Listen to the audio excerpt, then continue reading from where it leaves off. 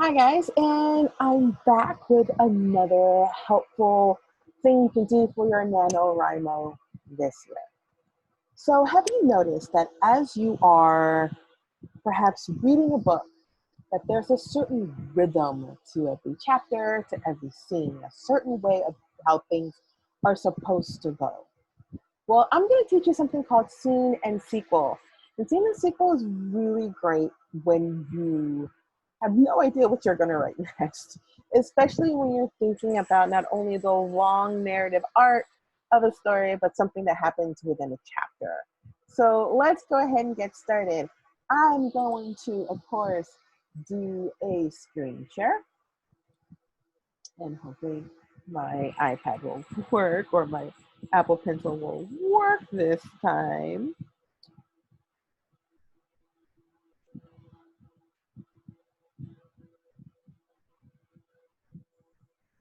Okay, there we are. So, scene and sequel, my wonderful, wonderful friends, actually is two parts. So you have two parts to scene and sequel. The scene, of course, and the sequel. And what that means is that, that's indeed. What that means is that there is a front part and a back part to every scene, and to every chapter. So that means, or at least the goal to scene and sequel, is to keep the action going. So there is nothing sagging. So there's just a constant thing going. So that is this rhythm that you continue reading as, or continue feeling as you read. So I'm going to talk about scene first. And under scene, we have goal, conflict, and disaster. This should sound really familiar. If you watch the video on goal, motivation, conflict, this is going to help you very, very much. So let's talk about goal. In the goal, what you want is something has to happen. So what is the goal of the scene?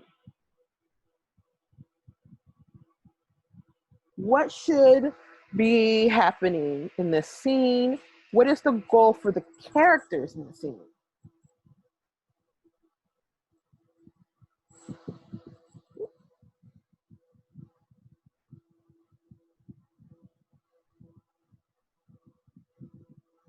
Right? So of course, Wendy wants a Frosty. That's what it is. And so it is the scene where she picks up the 99 cents, the dollar, maybe it's all in 10. She picks up $10 or it's all in 50. So she picks up a 50 and says, I will pay Peter back tomorrow. I will pay him tomorrow for a Frosty today. So she picks up a 50. And so the end goal of that scene, right? Because there's going to be some disaster in that scene, is the idea that Peter discovers, unbeknownst to him, there's $50 missing and he pays back the money to the mom, right? So the goal for this particular scene is Peter realizes that the money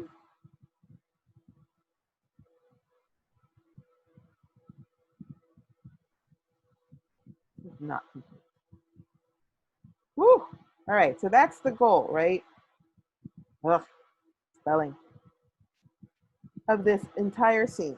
So of course, if that's the goal, of course, Wendy gets her Frosty.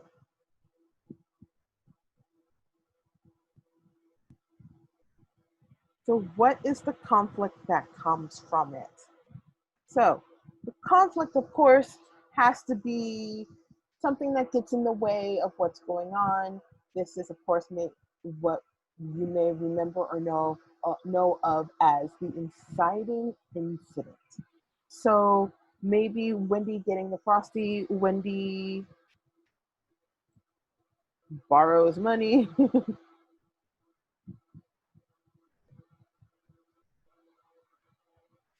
Maybe um, Peter gets a call.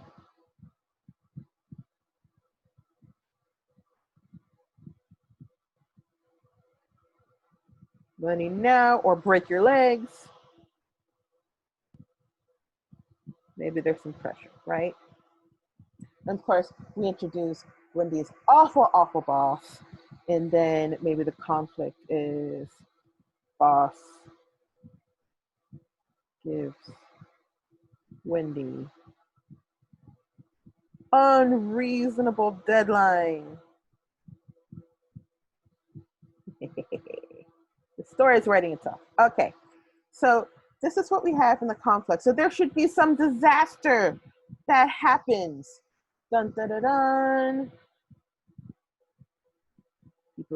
Peter realizes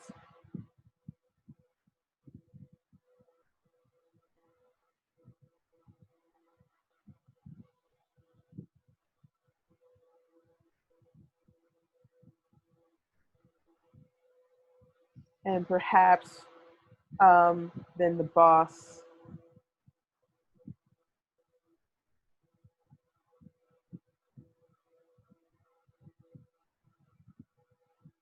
oh my God, look at all that disaster. Dun dun dun dun. And so we have the end of the scene, right? This is the end of the actual scene part. Hilarity ensues between this. There's dialogue, there's setting, there's the whole nine. You do all the things, right? So this is literally the end of the scene. So then we've got to go into sequel, right? In sequel, we have the reaction,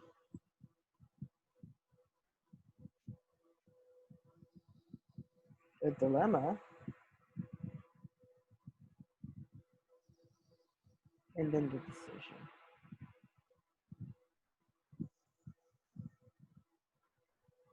Okay. The reaction, the dilemma, and the decision. Okay, so we have here, and I'm going to add a little bit more disaster here because I just love drama. So he realizes that the money has gone too late. Now has to pay back double by end of week. Oh my gosh, I love some drama. All right, so we know that the reaction, the dilemma, and the decision is what keeps the plot and the structure and everything going. So there has to be a reaction to this. There has to be a reaction from Peter realizing that the money is gone, like right in the face of the mob boss. There has to be a reaction of the boss realizing that Wendy has gone to go get her Frosty. Wendy cannot be contained when it comes to Frosty. So then we have this reaction. Peter loses it.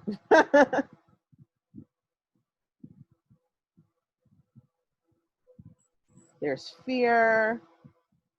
He's questioning things. And I want you to see, like, when we look at reaction here, it's kind of like almost an internal, like what could have happened? Oh my God. Da da da da da. And then he realizes someone took money and he's on the case. Who is it? Then we have the boss who realizes that Wendy is gone, of course, and realizes that Wendy needs some discipline. So what is her reaction? Of course, bosses tend to overreact. So she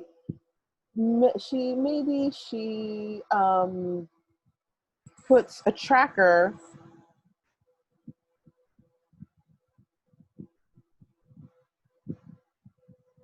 on Wendy's phone.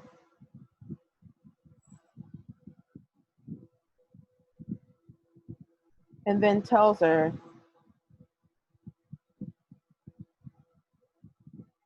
she wants her to check in every hour on the hour.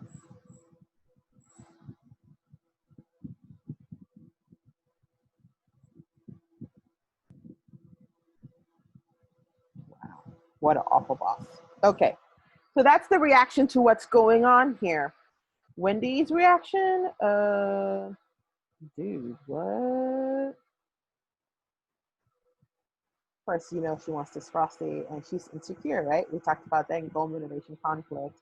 So she doesn't set up. She's kind of passive, maybe, is her reaction. And she goes to Peter, Peter, for advice. Peter's your friend, right? Okay, so this is what we have for the reaction. Now we're at the dilemma here. And the dilemma is going to be between Peter and Wendy, right? The dilemma. Peter, what did you do?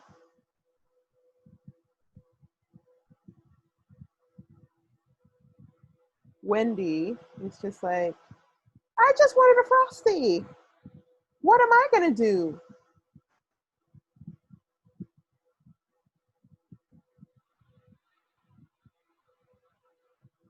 Right?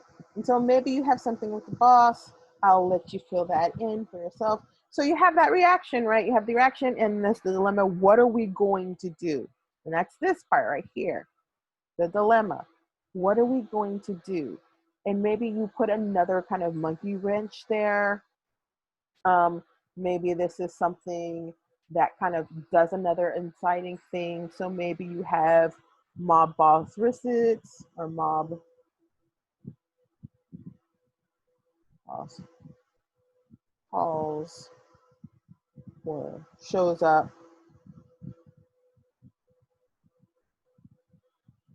to the house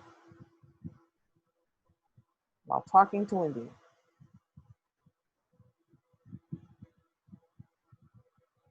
And now the mob is after Wendy. This is quite a story we're writing, right? So this is what we have here with this dilemma. Ha ha ha, another monkey wrench. And so here's the decision. They make a decision. How are they going to get this money by the end of the week? Maybe they enter a beauty pageant.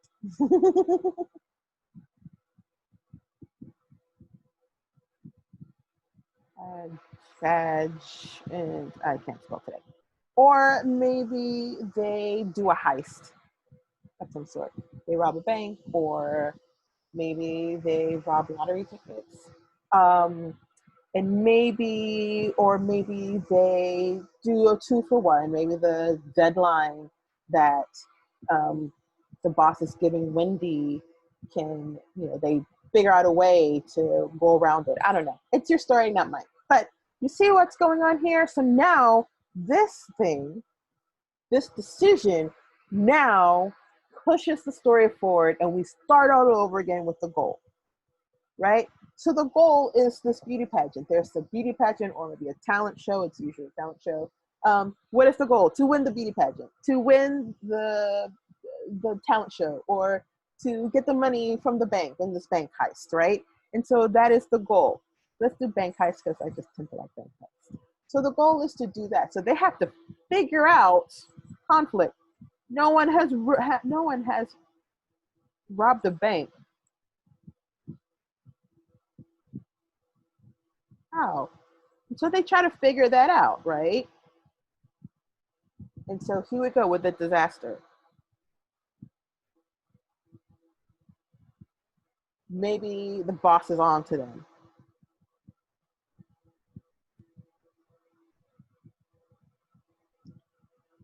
Or maybe they mess it up some way, shape, or form. Or maybe they figure out something else, right? This is your story. Whatever disaster you want is perfectly fine. And then you go through the reaction, the dilemma, the decision, and it pushes it forward again. So that's kind of